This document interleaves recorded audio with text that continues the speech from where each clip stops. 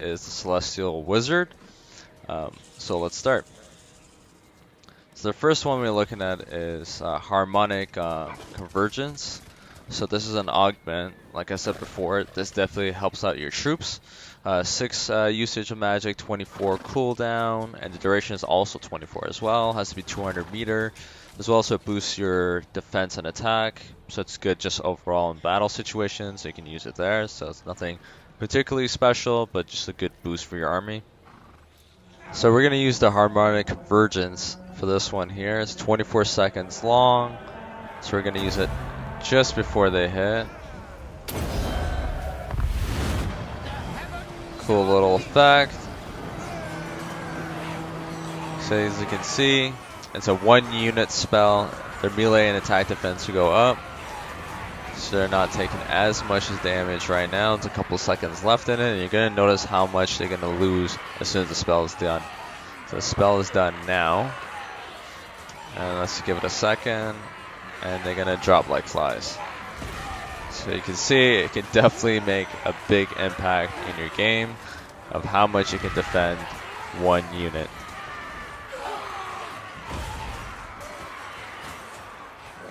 We're looking at Wind Blast, so it's considered a breath. And what breath is, as you can see, it's like an upside down triangle. For that, it basically shoots off in a blast on the field that gets your enemies flying, and it does a significant amount of damage depending if they're heavily armored or not.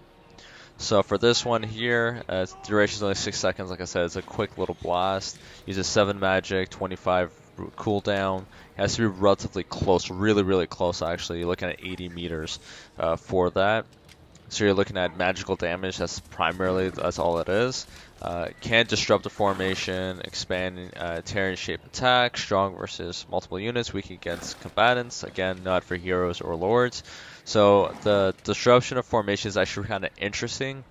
If you kind of want to blast a little pocket hole instead of a pathway in a battle, it's actually a great way to do that as well. So even if you're not doing it for damage, you can use it as a tactic and shove a unit in between. So you kind of got the formation disrupted, so you can actually surround them. Alright, for this next spell I'm going to do, it's going to be the Wind Blast, and you're going to see it kind of requires a little bit of finesse. You actually have to plan it before they actually arrive. So timing is very key. So if I want to do it here, I'm going to take a look and see how that works out for us. That's not so bad. And you can see that hole that it just created.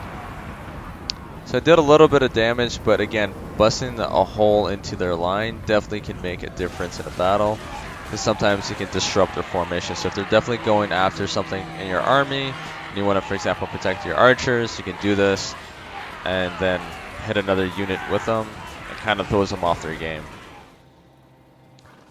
The next one we're looking at is the Urnan's Thunderbolt. Sorry if I said that incorrectly. It's 8 magic with 44 cooldown. Look at 4-second duration, 200 meters, so pretty about average. Just a magical spell. It strikes small area strike, good against artillery pieces, strong against multiple combatants. So this one is saying that it's really good for artillery. So that's really interesting. So you can use that against archers if you'd like, just to get them out of the way. So it probably has some sort of like a booster bonus damage when it hits artillery units. That's really good. And start. So for this one here, we're going to use Uranus Thunderbolt. So we're going to wait like we did previously, get them all grouped up into one area. So when that happens, we can just do a nice spell attack. So we'll do one right in the middle like we did before. And it's relatively quick attack. You'll see it, and then boom, you get the damage. It's right there. Took out a fair bit of Night Gobblers there. Didn't do a whole lot of damage to other ones, but a decent amount of damage. So again, pick your targets carefully and you'll do pretty good. So we have a Vortex. like before, the Chain Lightning. It's the strongest spell that the Celestial Wizard can do, with 15 usage of gold, 56 cooldown, 21 seconds of duration. So with that, again, it's going to just move around the map, just do a lot of damage. So again, you're not necessarily going to use Celestial against other human factions. You're going to definitely use them against anything that requires a lot of magic. So that's the bonus that you're getting. So you're getting a large movement area, like I said, strong versus multiple units, not very good for single. So anything that does area damage in general, you're not really going to use against a single unit. You want a direct hit, like a missile attack or life leech or something like that, and use on them. And start. So we're going to do another vortex. So this one's going to be the Chain Lightning vortex. So hopefully it plays out in our favor, and we'll see a lot of damage occur.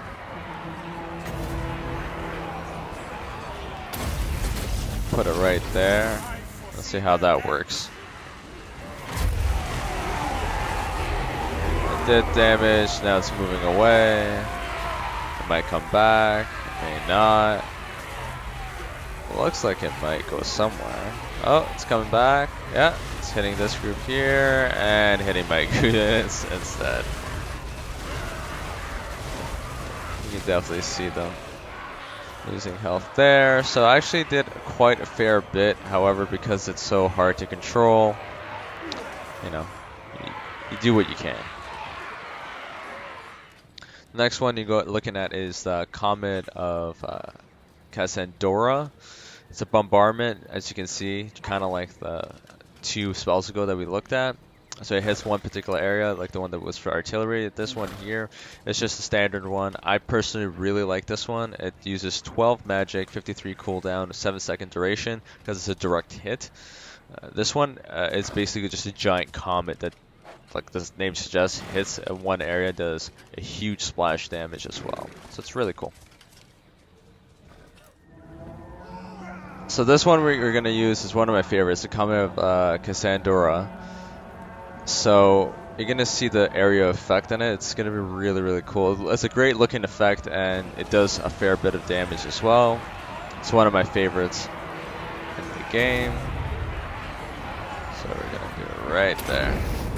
You get one giant comet like that.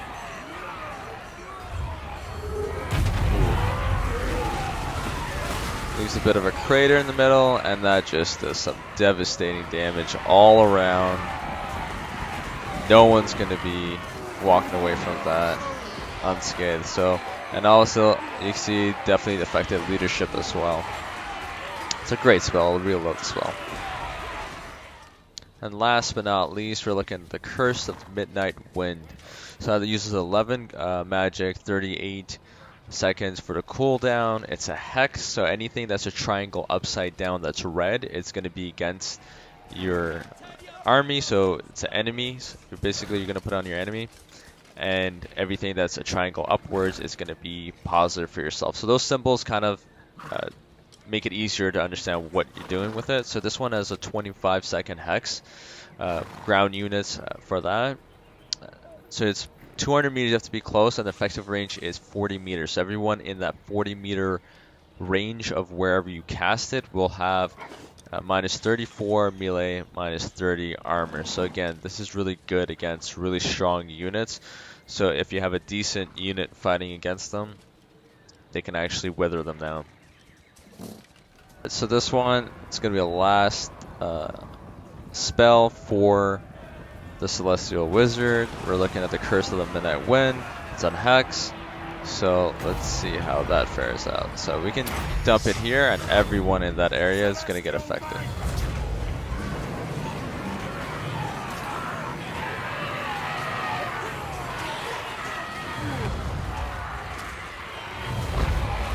So that's a pretty good duration. So the melee attack and arm is going down. Again, it's good for them. So not getting as much damage, and they're getting all the damage.